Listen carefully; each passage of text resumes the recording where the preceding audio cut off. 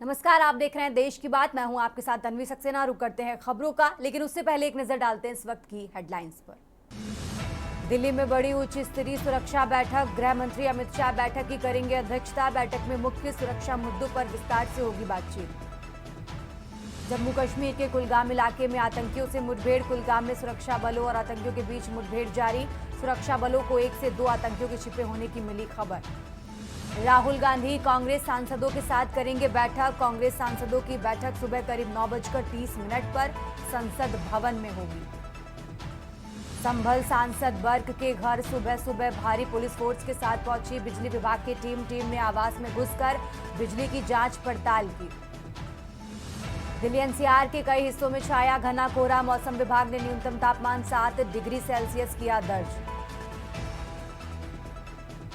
Shahjahanpur truck ने car को मारी जोरदार टक्कर। एक ही परिवार के 5 लोगों की मौत, 2 लोग इस हादसे में गंभीर रूप से घायल।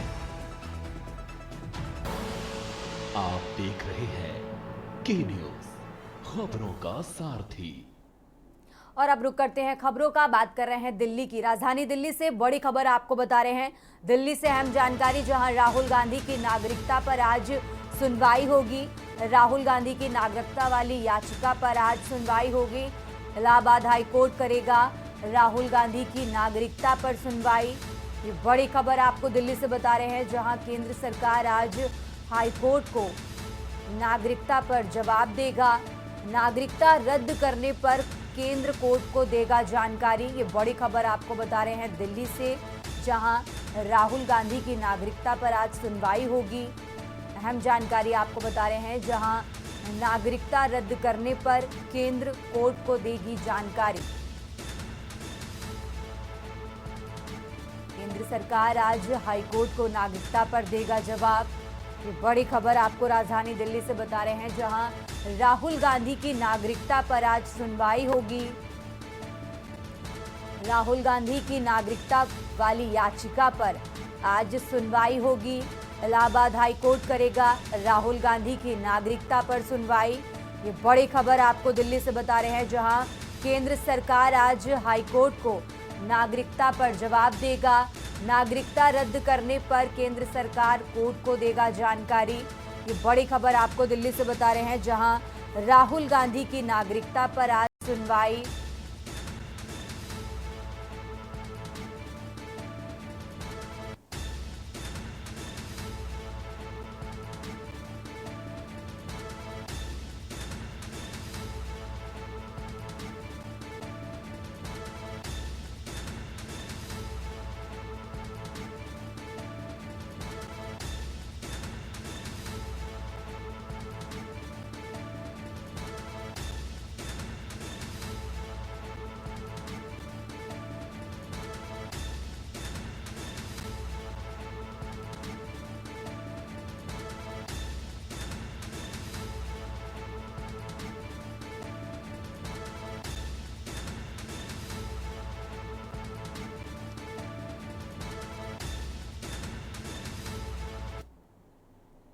देश की बात में अब बात कर रहे हैं राजधानी लखनऊ की। लखनऊ से बड़ी खबर आपको बता रहे हैं, जहां विधानसभा सत्र की कार्रवाई का आज चौथा दिन है। आज सीएम योगी का विधानसभा में संबोधन, दोपहर 3 बजे सदन में संबोधित करेंगे सीएम योगी। ये बड़ी खबर आपको लखनऊ से बता रहे हैं, जहां विपक्षी खेमे को कई मुद्दों पर आज जवाब देते नजर आएंगे सीएम योगी आदित्यनाथ। राजधानी लखनऊ से बड़ी खबर आपको बता रहे हैं, जहां यूपी विधानसभा सत्र की कार्रवाई का आज चौथा दिन है। आज सीएम योगी का विधानसभा में संबोधन, विपक्षी खेमे को कई मुद्दों पर जवाब देते नजर आएंगे सीएम योगी। दोपहर 3 बजे सदन में संबोधित करेंगे उत्तर प्रदेश के मुख्यमंत्री योगी आदित्यनाथ। ये बड़ी खबर आपको लखनऊ से बता रहे हैं, जहां विपक्षी खेमे को कई मुद्दों पर जवाब देंगे सीएम योगी आदित्यनाथ।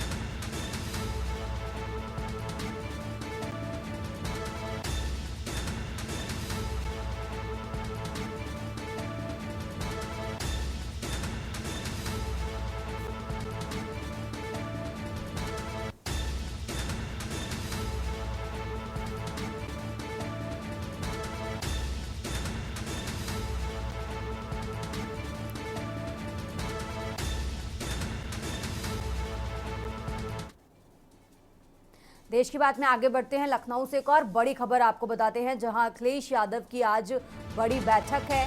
सभी विधायकों की सुबह करीब 9:30 पर इमरजेंसी बैठक है। ये बड़ी खबर आपको लखनऊ से बता रहे हैं, जहां विधायकों को सपा कार्यालय बुलाया गया और सदन के आखिरी दिन सपा विधायकों की ये महत्वपूर्ण बैठक होनी है।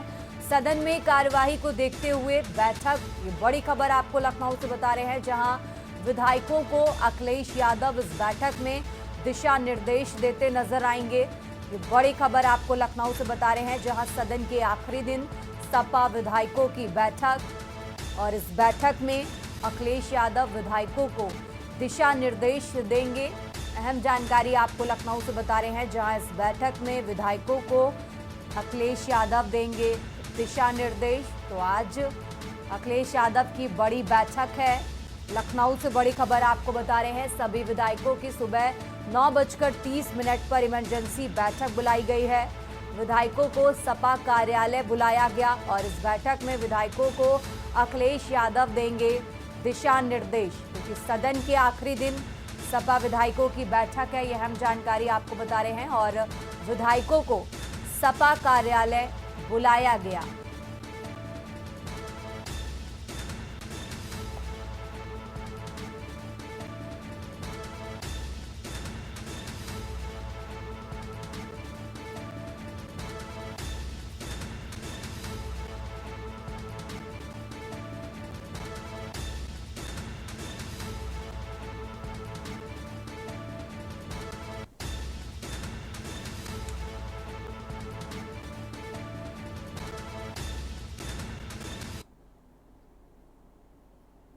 रुक करते हैं अगली खबर का। बात कर रहे हैं बुलंदशहर की। बुलंदशहर में घने कोहरे की दस्तक, सड़कों पर बिछी धुंध की चादर।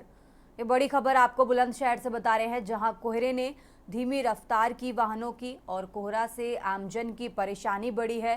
सड़कों पर 50 मीटर से विजिबिलिटी कम हुई। ये बड़ी जानकारी आपको बुलंदशहर से बता रहे हैं, जहां सड़कों पर 50 मीटर से भी कम हुई विजिबिलिटी और कोहरे की वजह से वाहनों की रफ्तार धीमी हुई। बुलंदशहर से अहम जानकारी आपको बता रहे हैं, जहां कोहरे की वजह से आमजन की बढ़ी परेशानी, साथ ही वाहनों की रफ्तार भी धीमी पड़ी।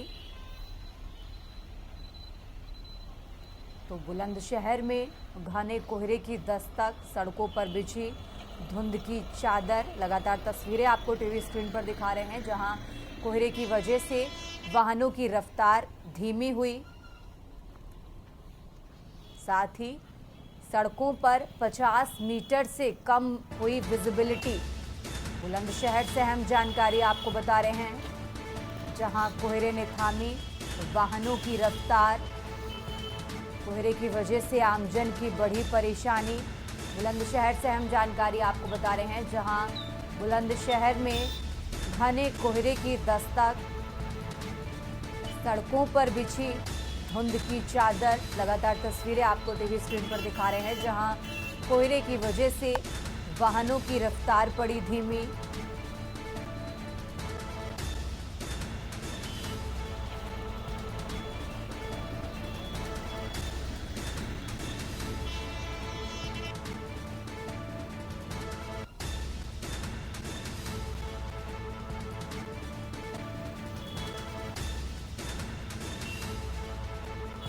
और इसी खबर पर ज़्यादा जानकारी के लिए हमारे साथ संवाददाता अनिल मीणा हमारे साथ जुड़ गए हैं। अनिल, बुलंदशहर में घना कोहरा नजर आ रहा है, तस्वीरों में भी हम देख पा रहे हैं। फिलहाल क्या कुछ अपडेट आपके पास? जी देखिए तनवीर, बिल्कुल मैं आपको बताऊं, जनपद बुलंदशहर में अगर बात की जाए तो 2 दिन से लगातार भयंकर कोहरा पड़ रहा है और विजिबिलिटी की बात करें, विजिबिलिटी सामान्य से भी बेहद कम हो चुकी है। अगर बात की जाए वाहनों की, तो वाहनों की रफ्तार पर भी कहीं ना कहीं कोहरे के कारण जो ब्रेक लगे हैं और लगातार दिन में भी लोगों को लाइट का सहारा लेना पड़ रहा है। अगर बात की जाए कोहरे के कारण, कल भी अगर बात की जाए तो 1 दर्जन वाहन आपस में टकरा गए थे, क्योंकि वाहनों की हाईवे पर रफ्तार तेज होने के कारण विजुअलिटी बहुत सामान से कम थी और दिखाई नहीं दे रहा था। तो उसकी वजह से कल कई 1 दर्जन वाहन टकराए थे। अगर बात की जाए आज की तो आज भी कोहरा बहुत ही ज्यादा भयंकर है और स्थिति समान से अगर प्रशासन की तरफ से अगर बात की जाए तो प्रशासन की तरफ से जिस तरह से हाईवे पर लगातार घटनाएं जो हो रही हैं उस तरह के किसी भी तरह का कोई भी वहाँ प्रशासन द्वारा व्यवस्था नहीं की है जिससे कि लोग जागरूक हो सके और लगातार जो वाहन है उनके पीछे जो रिफ्लेक्टर लगाने चाहिए प्रशासन के लिए, तो इस तरह की भी व्यवस्था नहीं की जा रही है। लगातार सर्दी का प्रकोप बढ़ता जा रहा है और कोहरे की अगर बात की जाए तो कोहरे में जिस तरह से लगातार कोहरे ने जो पड़ना शुरू हो गया और लगातार कोहरे से कहीं ना कहीं लोगों को काफी परेशानी का सामना तो करना पड़ेगा ही, लेकिन वाहनों चालकों को भी कहीं ना कहीं परेशानी का सामना करना पड़ रहा है। जिस तरह से सर्दी का प्रकोप लगातार एक साथ बढ़ा है तो कहीं ना कहीं वो भी लोगों को कहीं ना कहीं सता रहा है, क्योंकि जो मजदूर वर्ग के लोग हैं वो मजदूरी करने के लिए से जाते हैं उसमें भी कहीं ना कहीं बहुत ज्यादा प्रभाव पड़ेगा।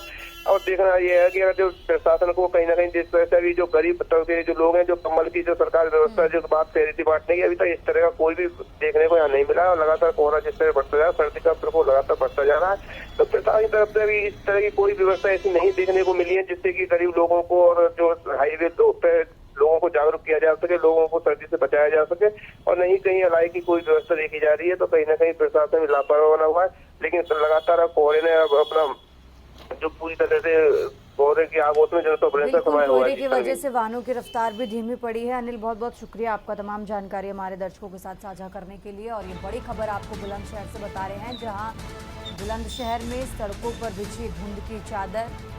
अहम जानकारी आपको बुलंदशहर से बता रहे हैं, जहां कोहरे ने थामी वाहनों की रफ्तार। कोहरे से आमजन की बड़ी परेशानी।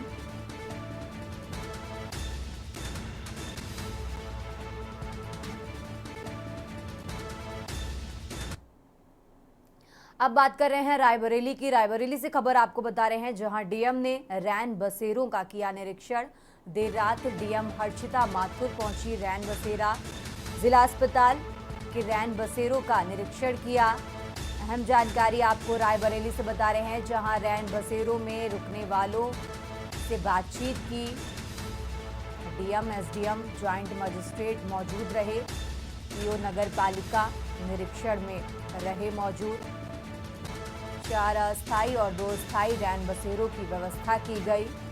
रायबरेली से बड़ी खबर आपको बता रहे हैं।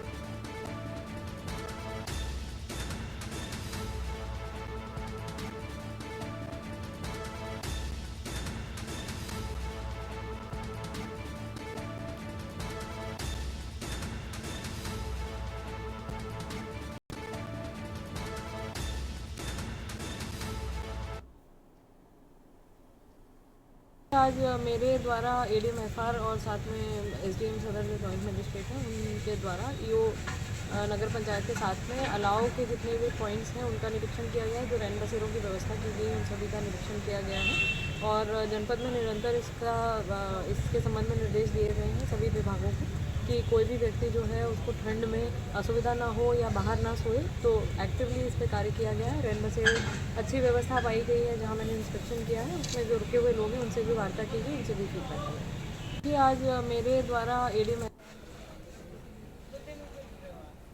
और ये रायबरेली से हम जानकारी आपको बता रहे हैं, जहां देर रात डीएम हर्षिता माथुर रैन बसेरा पहुंची और वहां पर व्यवस्थाओं का जायजा लिया।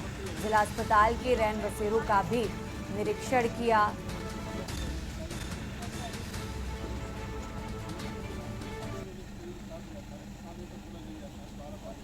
खबरों में आगे बढ़ते हैं। जम्मू कश्मीर के श्रीनगर में मंगलवार को न्यूनतम तापमान 0 से 5.3 डिग्री सेल्सियस नीचे दर्ज किए जाने के बाद लोगों को थोड़ी राहत मिली है।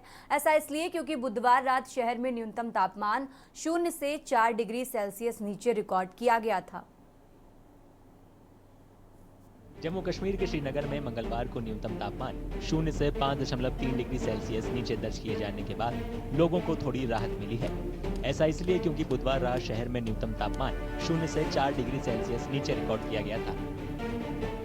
वो आज थोड़ा सा इम्प्रूव हुआ है एज कम्पेयर यस्टरडे और -4 के आसपास यहाँ श्रीनगर में, बाकी जगहों पे भी लगभग -6-7 के आसपास और कुछ एक जो पहाड़ी इलाके हैं वहाँ पे -10 तक भी जो है ऑलरेडी रिकॉर्ड किया गया है। तो कमिंग डेज में खासकर आज थोड़ा सा क्लाउडीनेस है, जैसे एक्सपेक्टेड था 18 को थोड़ा सा क्लाउडी रहेगा, एक फीबल WD अप्रोच किया है तो प्रेसिपिटेशन के बहुत ही कम चांसेस हैं। बाकी नेक्स्ट खासकर 19-20 को एक बार फिर ड्रास्टिक फॉल देखने को मिल सकता है। हालांकि लोगों का कहना है कि उन्हें कड़ाके की ठंड से जूझना पड़ रहा है। उनके मुताबिक बार बार हो रही बिजली कटौती ने उनकी मुश्किलें और बढ़ा दी हैं।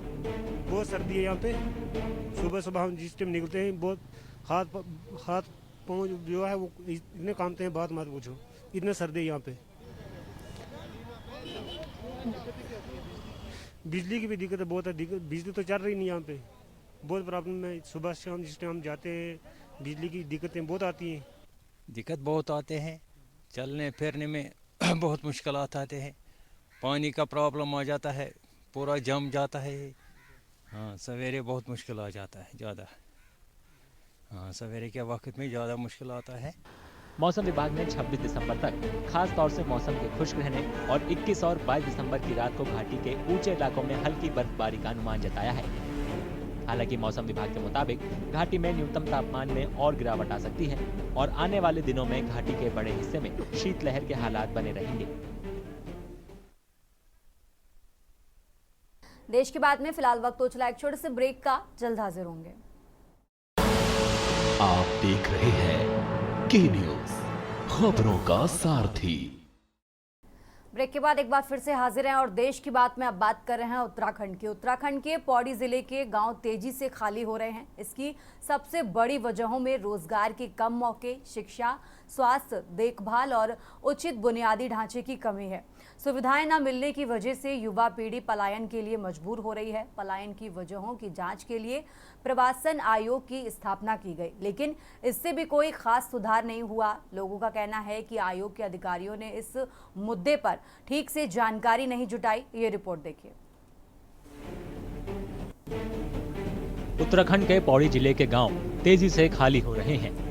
इसकी सबसे बड़ी वजहों में रोजगार के कम मौके, शिक्षा, स्वास्थ्य देखभाल और उचित बुनियादी ढांचे की कमी है।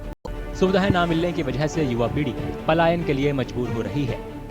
पलायन की वजहों की जांच के लिए प्रवासन आयोग की स्थापना की गई थी, लेकिन इससे भी कोई खास सुधार नहीं हुआ। लोगों का कहना है कि आयोग के अधिकारियों ने इस मुद्दे पर ठीक से जानकारी नहीं जुटाई।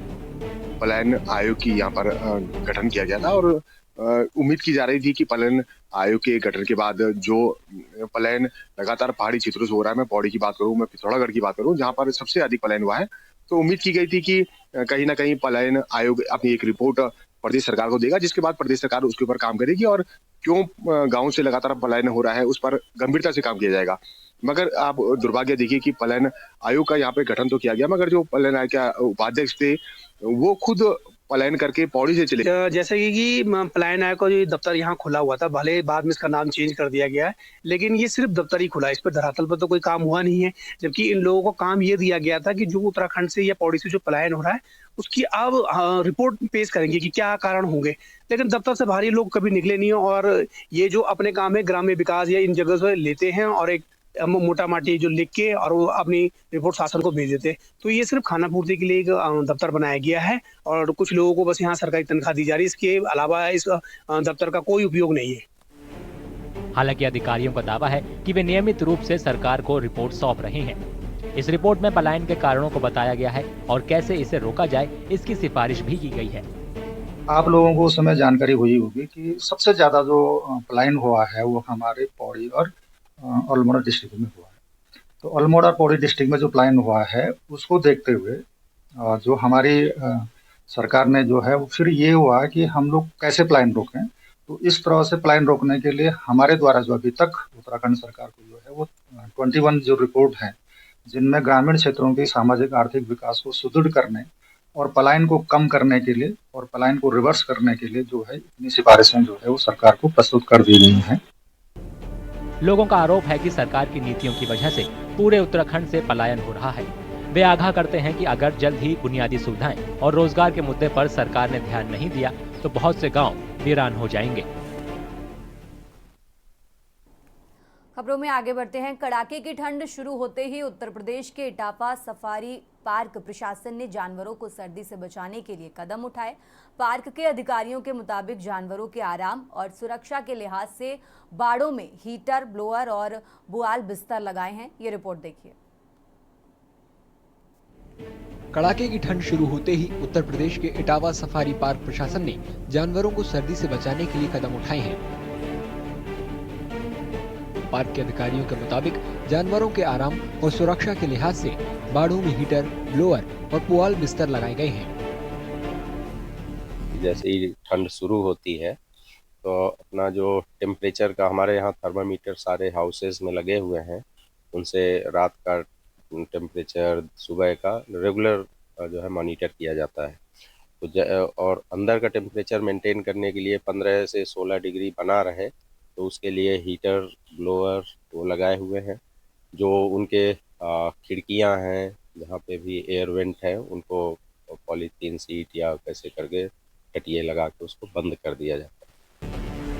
जानवरों को सर्दी से बचाने के लिए उनके खाने में भी इजाफा किया गया है। मांसाहारी जानवरों को उनकी जरूरत के हिसाब से थोड़ा ज्यादा मांस दिया जा रहा है। जैसे ही ठंड शुरू होती है तो इनका खाने की क्वांटिटी जो है उसको बढ़ा दी जाती है। जैसे अब शेर को, अगर बब्बर शेर को खाना दे रहे हैं मेल को, तो वो 7 किलो आ जाता है गर्मी के समय में, लेकिन अभी वो 9 किलो हो गया। इसी तरह लेपर्ड के केस में अगर वो 2 किलो था तो वो 3 किलो हो जाता है। तो क्वांटिटी इसी तरह सभी जानवरों की बढ़ा दी जाती है। लायन सफारी के केयरटेकर के मुताबिक जानवरों को धूप मिलती रहे, इसके लिए भी खास इंतजाम किए गए हैं। जैसे सर्दी का इस टाइम है, तो ये शेर को हम इस टाइम 10 साढ़े 10 पे बाहर सफारी में खोल रहे हैं मौसम खुलने के बाद। और इनको सब वो बचाने के लिए इनके बारे में सभी में हीटर लगाया गया है और टेम्परेचर है उसी मेंटेन होने के बाद इनको खोलते हैं। और गेट पे बाहर ये खस और घास ये सब कवर्ड किया गया है पूरी तरह से, जिससे इनको ठंड बिल्कुल ना लगे। आने वाले दिनों में सर्दी और बढ़ना तय है। इटावा सफारी पार्क के अधिकारी ने अभी से उसके लिए इंतजाम करना शुरू कर दिया है, ताकि जानवर सुरक्षित और स्वस्थ बने रहें।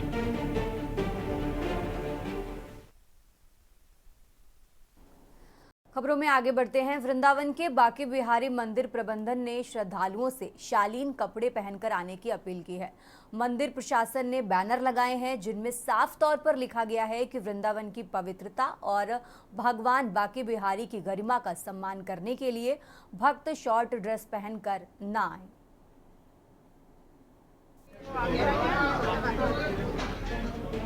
वृंदावन के बांके बिहारी मंदिर प्रबंधन ने श्रद्धालुओं से शालीन कपड़े पहनकर आने की अपील की है। मंदिर प्रशासन ने बैनर लगाए हैं जिनमें साफ तौर पर लिखा गया है कि वृंदावन की पवित्रता और भगवान बांके बिहारी की गरिमा का सम्मान करने के लिए भक्त शॉर्ट ड्रेस पहनकर न आए। मंदिर प्रबंधन ने shorts, half pant, mini skirt, night wear और फटी जीन्स पहनकर न आने की अपील की है। ये बैनर पोस्टर ये यहाँ लगे हुए हैं। ये वृंदावन का बांके बिहारी जी का प्रमुख तीर्थ स्थल है।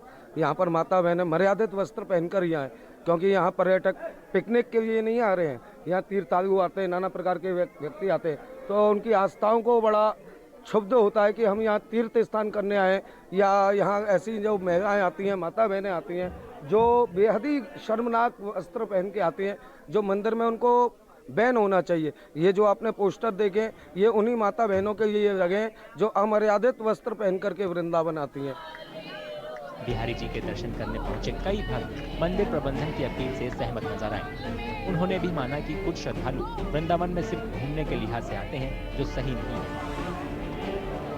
बहुत बड़ी अच्छी बात लगाई, अच्छा करा है। जो छोटे छोटे कपड़े पहन के आते हैं, फटे हुए पहन के आते हैं, वो सही करा पोस्टर लगा के, और वो बंद करना चाहिए। छोटे कपड़े मंदिर पे ऐसे कपड़े पहन कर नहीं आना चाहिए। इज्जत से आना चाहिए मंदिर के अंदर। भगवान का नाम लेने आते, किसी को दिखाने कुछ नहीं आते। तो बहुत बढ़िया, अच्छा लगा मेरे को। तो भैया भगवान के दर्शनों को तो मर्यादा में करें, नहीं तो हम अपने साउथ में जाके भी देख सकते हैं। साउथ के मंदिरों के पुजारी लेडीजों को, उनकी वेशभूषा को देखकर हमको ज्ञान हो सकता है। हम अंग्रेजों की भी छोड़ें, अगर हम साउथ में जाएं तो साउथ के लोगों को, साउथ की लेडीजों को देखेंगे तो हमको ज्ञान हो जाएगा कि वो मंदिरों में आराधना करने भगवान के कैसे जाते हैं।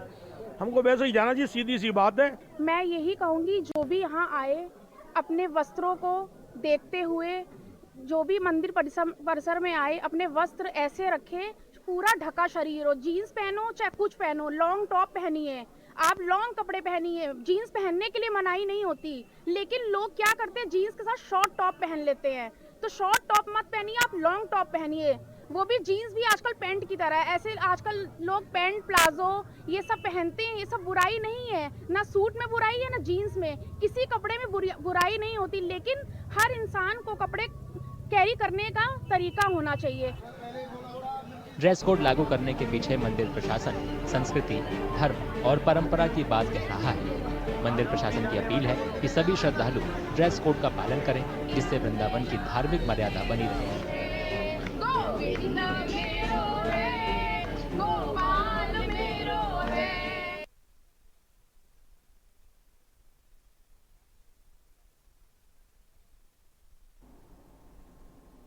फिलहाल यहाँ रुकेंगे एक छोटे से ब्रेक के लिए, जल्द हाजिर होंगे।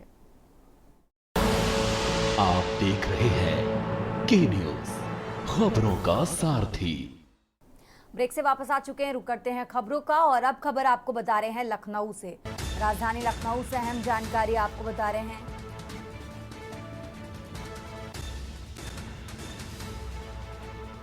लखनऊ से बड़ी खबर आपको बता रहे हैं।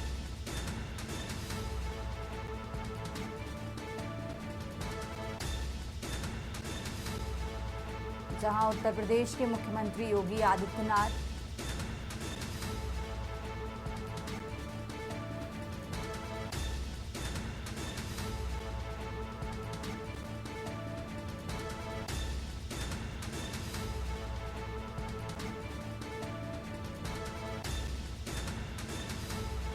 सुशासन सप्ताह का शुभारंभ करेंगे। ये बड़ी खबर आपको लखनऊ से बता रहे हैं। भारत रत्न अटल बिहारी वाजपेयी की 100वीं वर्षगांठ पर सुशासन सप्ताह का शुभारंभ करेंगे सीएम योगी। ये बड़ी खबर आपको लखनऊ से बता रहे हैं, जहां करीब 10:30 बजे शुभारंभ करते नजर आएंगे मुख्यमंत्री योगी आदित्यनाथ। अटल बिहारी वाजपेयी की 100वीं वर्षगांठ पर सुशासन सप्ताह का शुभारंभ करेंगे सीएम योगी। लखनऊ से बड़ी खबर आपको बता रहे हैं। संगीत नाटक अकादमी गोमती नगर में कार्यक्रम होगा और इस कार्यक्रम में पर्यटन मंत्री जयवीर सिंह और मंत्री योगेंद्र उपाध्याय भी मौजूद रहेंगे। ये बड़ी खबर आपको लखनऊ से बता रहे हैं, जहां सुशासन सप्ताह का शुभारंभ करेंगे सीएम योगी। भारत रत्न अटल बिहारी वाजपेयी की 100वीं वर्षगांठ पर सुशासन सप्ताह का शुभारंभ करेंगे सीएम योगी।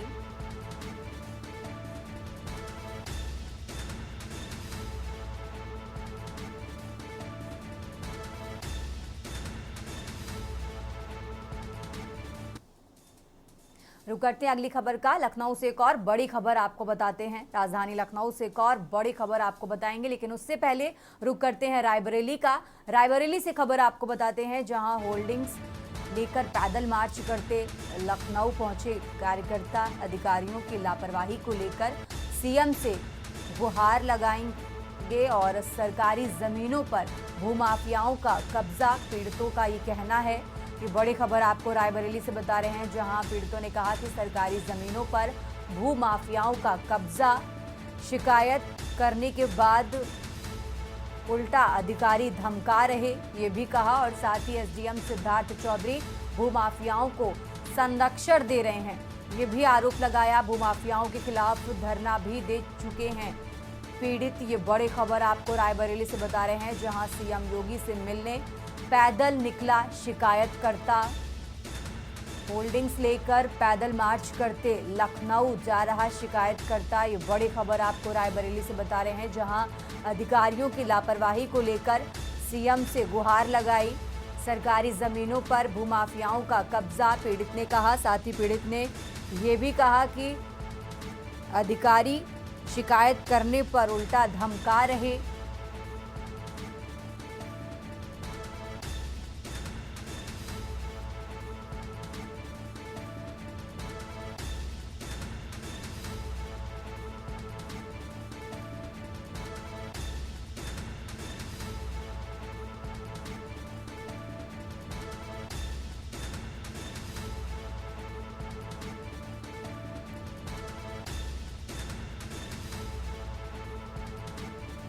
और इसी खबर पर ज्यादा जानकारी के लिए हमारे साथ केशवानंद जुड़ गए हैं। केशवानंद, जिस तरीके से शिकायतकर्ता पैदल लखनऊ पहुंचा है, अभी तक की उसकी कितनी मांग सुनी गई है? क्योंकि उसने आरोप भी लगाया है कि अगर शिकायत करते हैं तो उल्टा अधिकारी धमकाते हैं। केशवानंद। बिल्कुल, देखिए आपको बता दें कि पूरा मामला रायबरेली जिले के ऊंचाहार तहसील क्षेत्र है, जहां पे एक शिकायत करना लगातार जो है अपनी शिकायतों को लेकर के ऊंचाहार एसडीएम के पास जा रहा था, जिसकी शिकायत थी कि जमीन पे लगातार देखा जा रहा है कि दबंगों के द्वारा कब्जा किया जा रहा है। वहीं कई गंभीर आरोप जो है शिकायतकर्ता ने लगाए हैं। उसकी जो सुनवाई है वो रायबरेली के जो आला अधिकारी हैं, वो चाहे एसडीएम सिद्धार्थ चौधरी हैं जो कि ऊंचाहार में तैनात है, उनके ऊपर भी आरोप लगाते हुए उन्होंने कहा है कि ना ही कब्जे की जमीन को अधिकारियों के द्वारा जो है सुनी जा रही है, ना ही इसको खाली कराई जा रही। इसको लेकर के जो पीड़ित है वो आए दिन जो है तहसील परिसर के चक्कर काट रहा था। तो अधिकारियों के द्वारा इसकी सुनवाई न होने पर जो पीड़ित युवक है वो रायबरेली ऊंचाहार से जो है एक बाकायदा जो है पोस्टर को लेकर के पैदल मार्च करते हुए ऊंचाहार से रायबरेली और रायबरेली होते हुए लखनऊ मुख्यमंत्री योगी आदित्यनाथ से मिलने के लिए निकला है। और उन्होंने कहा है कि जो भी ये शिकायतें हैं वो हम उत्तर प्रदेश सरकार के मुख्यमंत्री योगी आदित्यनाथ को बताएंगे, क्योंकि लगातार काफी लंबे समय से जो पीड़ित है वो अधिकारियों के दरवाजे खटखटा रहा है, लेकिन अधिकारियों के द्वारा उसकी सुनवाई नहीं हो रही है। उसको लेकर के वो पीड़ित जो है मुख्यमंत्री से मिलने के लिए पैदल ही रायबरेली से निकला है और उसका कहना है कि इसकी शिकायत मुख्यमंत्री से करेंगे, क्योंकि आए दिन जो है वो शिकायत करते करते थक गए, लेकिन अधिकारियों के द्वारा उसकी सुनवाई नहीं की जा रही। जी ठीक है केशवानंद, बहुत बहुत शुक्रिया आपका तमाम जानकारी हमारे दर्शकों तक पहुंचाने के लिए। और ये बड़ी खबर आपको रायबरेली से बता रहे हैं, जहां सरकारी जमीनों पर भूमाफियाओं का कब्जा है। पीड़ित ने आरोप लगाया, साथ ही एसडीएम सिद्धार्थ चौधरी पर भी आरोप लगाया है कि वो भूमाफियाओं का संरक्षण कर रहे हैं और शिकायत करने के बाद उल्टा अधिकारी धमका रहे। ये बड़ी खबर आपको रायबरेली से बता रहे हैं। रायबरेली से अहम जानकारी, जहां भूमाफियाओं के खिलाफ धरना भी दे चुका है पीड़ित और सीएम योगी से मिलने पैदल निकला शिकायतकर्ता। होल्डिंग्स लेकर पैदल मार्च करते लखनऊ जा रहा शिकायतकर्ता। रायबरेली से अहम जानकारी आपको बता रहे हैं, अधिकारियों की लापरवाही को लेकर सीएम से गुहार लगाएगा।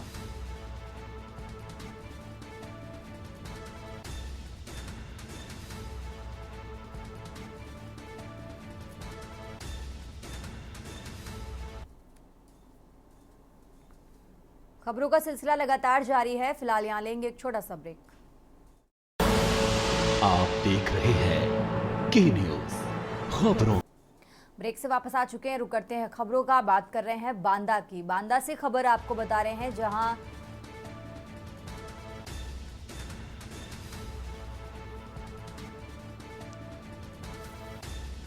की बड़ी खबर आपको बांदा से बता रहे हैं, जहां मीडिया पहुंचते हरकत में आया प्रशासन। सीओ ट्रैफिक पहुंचे और सीओ ट्रैफिक ने रोड में उतरकर खुलवाया जाम। जाम में एम्बुलेंस के साथ घंटों फंसे रहे स्कूली बच्चे। बांदा से बड़ी खबर आपको बता रहे हैं, बांदा में ट्रैफिक व्यवस्था फेल, रोज लगता है जाम। कुंभ के चलते ट्रैफिक स्टाफ की भारी कमी। जाम में एम्बुलेंस के साथ घंटों फंसे रहे स्कूली बच्चे।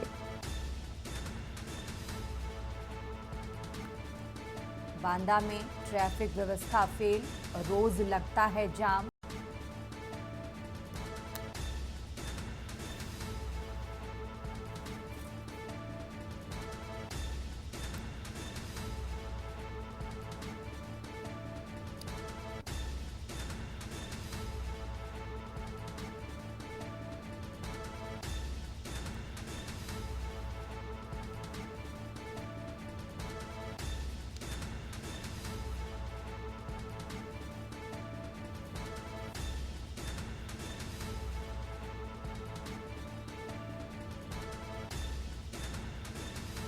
बांदा से अहम जानकारी आपको बता रहे हैं, जहां बांदा में पिछले महीने से ज़्यादा लगता है जाम। चालान के बाद भी नहीं सुधरे लोग।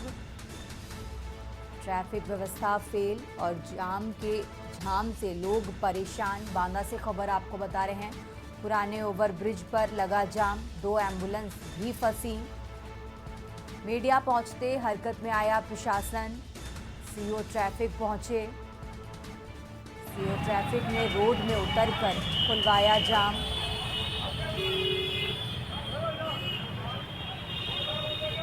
तस्वीरें भी आपको टीवी स्क्रीन पर दिखा रहे हैं।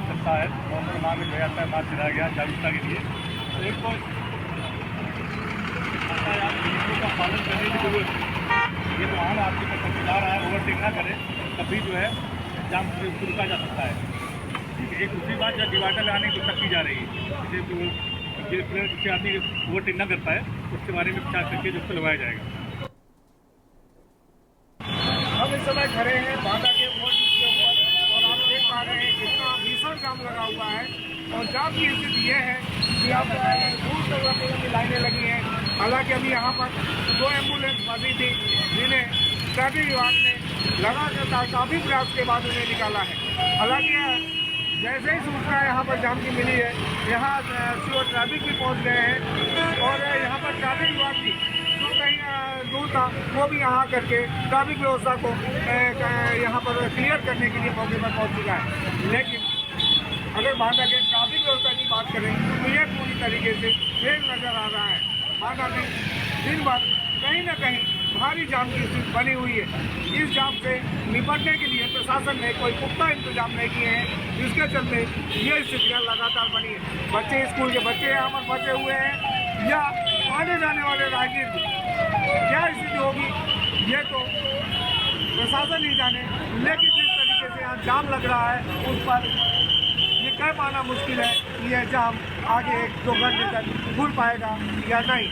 अभी मैं आपको बता दूं, कैमरामैन से कहूँगा कि दिखाएं हमारे पास पीछे ये स्कूल वैन जा रही है, जहाँ बच्चे काफ़ी देर से जाम में फंसे थे, काफ़ी उसके बाद क्लियर हुआ है।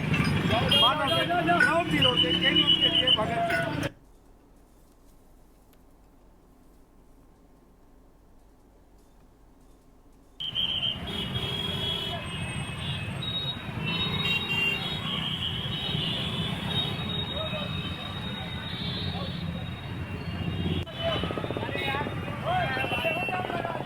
बांदा से अहम जानकारी आपको बता रहे हैं, जहां ट्रैफिक व्यवस्था फेल, जाम से लोग परेशान, पुराने ओवरब्रिज पर लगा जाम। बांदा से अहम जानकारी आपको बता रहे हैं, जाम में एम्बुलेंस के साथ घंटों फंसे रहे स्कूली बच्चे।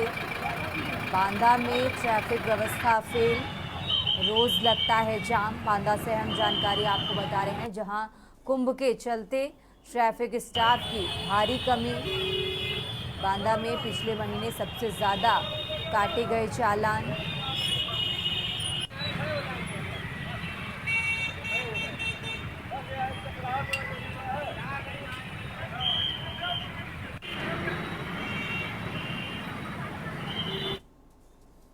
बढ़ते आगे खबरों में अब बात कर रहे हैं बुलंदशहर की। बुलंदशहर से खबर आपको बता रहे हैं, बुलंदशहर से अहम जानकारी, जहां शिकारपुर एसडीएम की भूमाफियाओं पर कार्रवाई। भूमाफिया ने सरकारी जमीन पर बना रखा था मैरिज होम। भूमाफिया से 3 करोड़ की जमीन को खाली करने की तैयारी। भूमाफिया के मैरिज होम को तुड़वाने के लिए कार्रवाई। ये बड़ी खबर आपको बुलंदशहर से बता रहे हैं, जहां एसडीएम ने भूमाफिया पर कार्रवाई के तहसीलदार को निर्देश दिए। भूमाफिया के मैरिज होम पर गरजेगा बाबा का बुलडोजर। बुलंदशहर से अहम जानकारी आपको बता रहे हैं, जहां एसडीएम की कार्रवाई से तहसील क्षेत्र के भूमाफियाओं में मचा हड़कंप। शिकारपुर तहसील क्षेत्र के सैयदपुर बेरी गांव का ये मामला आपको बता रहे हैं।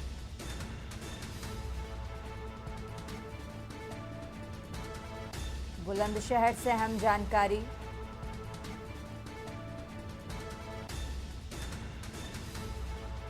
भूमाफिया से 3 करोड़ की जमीन को खाली कराने की तैयारी।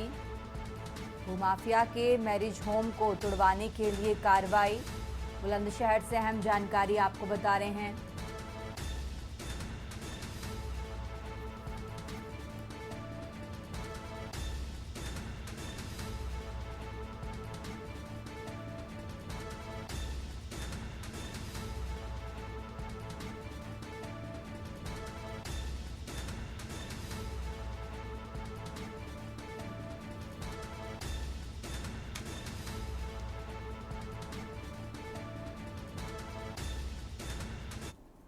के चूँकि आप सब समझ रहे हैं कि जल जीवन मिशन के तहत हर गांव में पानी टंकी लगाई जा रही है। उसी संबंध में शहरपुर बैरी में भी हम लोगों ने एक ज़मीन दी थी 344 नंबर पर। क्योंकि वहाँ पे जब देखा गया, वहाँ पे कुछ लोग जो हैं बता रहे हैं कि भाई इसमें हमारी श्रेणी 6-2 की ज़मीन है, जो कि आधे हेक्टेयर की ज़मीन है, 0.5060 हेक्टेयर की है। क्योंकि बहुत कम होता है ऐसा कि आबादी ज़मीन इतनी बड़ी किसी जगह होती है। मौका देखा गया मेरे द्वारा और वहाँ पे देखा गया कि वहाँ पे वैसे कोई आबादी बनी नहीं है, सिर्फ एक मैरिज हॉल बना हुआ है। इसी की वजह से फिर हमने चेक कराया कि इतनी बड़ी आबादी गांव में जनरली नहीं होती है। आधे हेक्टेयर की ज़मीन है ये। तो 1359 देखा गया, उसमें देखा गया कि कोई आबादी नहीं थी वहाँ पे उस जगह पे। पूरे गांव में शहरपुर बैरी में 5 गाटे जो थे आबादी के थे, और उसके बाद चकबंदी हुई 1972-73 में। उसके बाद भी कोई नहीं थे, 5 ही आबादी गाटे थे। लेकिन उसके बाद जब खतौनी बनी 1975 में, उसमें अचानक से 5 की जगह पे 6 आबादी गाटे आ गए।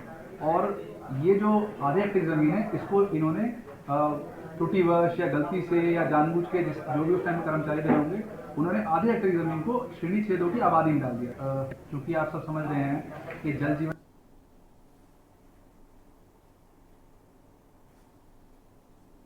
यहाँ रुकते एक छोटे से ब्रेक के लिए, फौरन हाजिर होंगे। आप देख रहे हैं के न्यूज़, खबरों का। देश की बात में एक बार फिर से हाजिर रुक करते हैं खबरों का। बात कर रहे हैं लखनऊ की। राजधानी लखनऊ से अहम जानकारी आपको बताते हैं। लखनऊ से बड़ी खबर, जहां कल प्रदर्शन के दौरान प्रभात पांडे की मौत का मामला। प्रभात पांडे की मृत्यु पर श्रद्धांजलि शोक सभा, ये बड़ी खबर आपको लखनऊ से बता रहे हैं। 11 बजे कांग्रेस दफ्तर में श्रद्धांजलि सभा का आयोजन किया गया है। विधानसभा घेराव के दौरान प्रभात पांडे की हुई मौत। विधानसभा घेराव के दौरान प्रभात पांडे की मौत हुई। ये बड़ी खबर आपको लखनऊ से बता रहे हैं। अजय राय, अविनाश पांडे श्रद्धांजलि सभा में शामिल होंगे। प्रभात के परिजनों को 10 लाख की आर्थिक मदद दी जाएगी। कांग्रेस ने मृतक 10 लाख आर्थिक सहायता देने का ऐलान किया है मृतक के परिजनों को। आपको बता दें, कल प्रदर्शन के दौरान प्रभात पांडे की मौत और प्रभात पांडे की मृत्यु पर श्रद्धांजलि शोक सभा। लखनऊ से अहम जानकारी आपको बता रहे हैं। 11 बजे कांग्रेस दफ्तर में श्रद्धांजलि सभा का आयोजन किया गया है। विधानसभा घेराव के दौरान प्रभात पांडे की हुई मौत। ये बड़ी खबर आपको लखनऊ से बता रहे हैं। और इसी खबर पर ज़्यादा जानकारी के लिए हमारे साथ शिवा शर्मा जुड़ गए हैं। शिवा, जिस तरीके से विधानसभा घेराव के दौरान प्रभात पांडे की मौत हुई, उसके बाद आज श्रद्धांजलि सभा है, और क्या कुछ अपडेट, क्या जानकारी दर्शकों को बताएं। शिवा।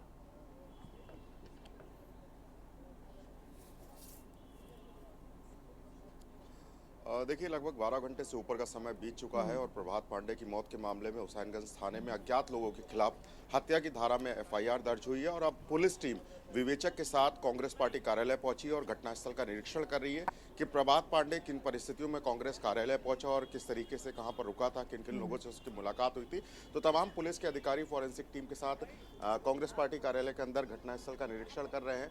पुलिस के बड़े अधिकारी भी मौके पर मौजूद है। एसीपी हजरतगंज की बात कर ले, एडीसीपी सेंट्रल या फिर डीसीपी सेंट्रल, सभी लोग मौके पर मौजूद हैं और यहाँ पर जो लोग हैं उनसे बातचीत कर रहे हैं, उनके बयान दर्ज कर रहे हैं। तो पुलिस की जो एक इन्वेस्टिगेशन का जो दायरा है वो धीरे धीरे आगे बढ़ता चला जा रहा है और तमाम लोग इस बात को तलाशने में जुटे हुए कि आखिरकार कांग्रेस पार्टी कार्यालय के अंदर क्या हुआ और ऐसा किन परिस्थितियों में हुआ कि प्रभात पांडे की मौत हुई है। तो सारी चीज़ों का जो इन्वेस्टिगेशन है वो पुलिस टीम ये कह सकते हैं कि तरीके से कर रही है और फॉरेंसिक की यूनिट और लगातार इस कांग्रेस पार्टी कार्यालय के अंदर जितने भी कैमरे हैं उनकी सीसीटीवी फुटेजेस खंगालने में लगी हुई है कि जो भी सीसीटीवी फुटेज में प्रभात जहां पर इन हुआ है, आउट हुआ है, उन्हीं सारी चीज़ों को लेकर के जांच पड़ताल कर रही है। एक तरफ कांग्रेस पार्टी कह रही है कि पुलिस की बर्बरता की वजह से प्रभात की मौत हुई है, लाठीचार्ज की वजह से उसकी मौत हुई थी।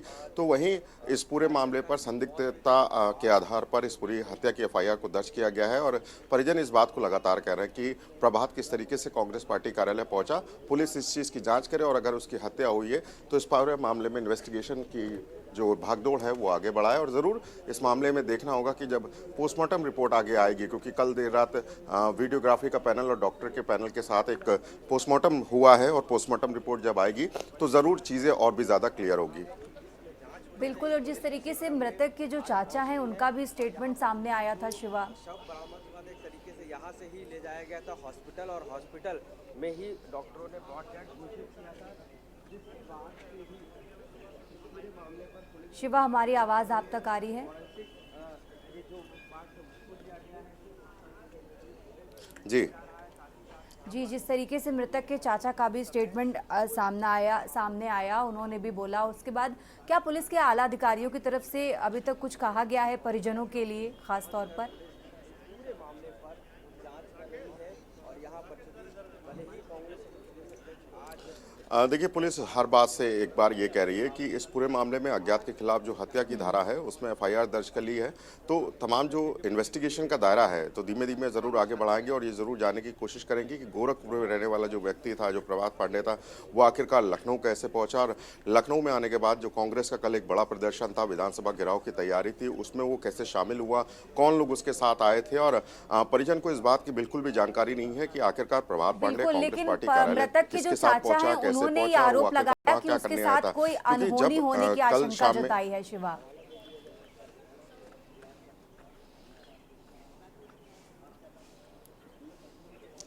बिल्कुल अनहोनी जताने की आशंका के तहत ही इस पूरे मामले में हत्या की एफआईआर दर्ज की गई है अज्ञात लोगों के खिलाफ। तो पुलिस की इन्वेस्टिगेशन ये जरूर होगी कि आखिरकार वो कौन लोग हैं जिनकी वजह से प्रभात पांडे की मौत हुई है, और आखिरकार ऐसी क्या वजह रही। पोस्टमार्टम रिपोर्ट में भी जरूर चीजें क्लियर होंगी कि प्रभात पांडे की मौत का असल वजह क्या है, क्योंकि कल ये देर शाम तक देखा गया था कि जो प्रभात पांडे था वो बेसुध अवस्था में कांग्रेस पार्टी कार्यालय के एक कमरे में पड़ा हुआ था, और उसको वहां से सीधे यहाँ सिविल अस्पताल, जो नजदीकी का अस्पताल होता है, वहाँ ले गए थे, और वहाँ पर डॉक्टर ने उसे ब्रॉड डेड घोषित कर दिया था। तो जरूर प्रभात पांडे की जो मौत थी वो कांग्रेस पार्टी कार्यालय के अंदर हुई थी, लेकिन किन वजह से प्रभात की मौत हुई है, ये सारी चीजें इन्वेस्टिगेशन का विषय है। और उसी के तहत तमाम जो पुलिस के बड़े अधिकारी हैं, जो फॉरेंसिक की टीम है, जो विवेचक है इस पूरे केस के, वो यहाँ पर आए हैं। लेकर क्या जानकारी शिवा?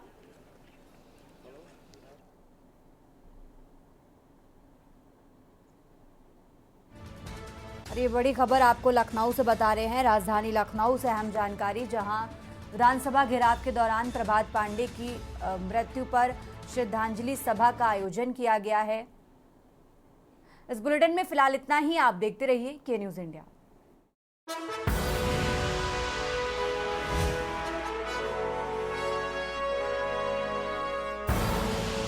आप देख रहे हैं के न्यूज़, खबरों का सारथी।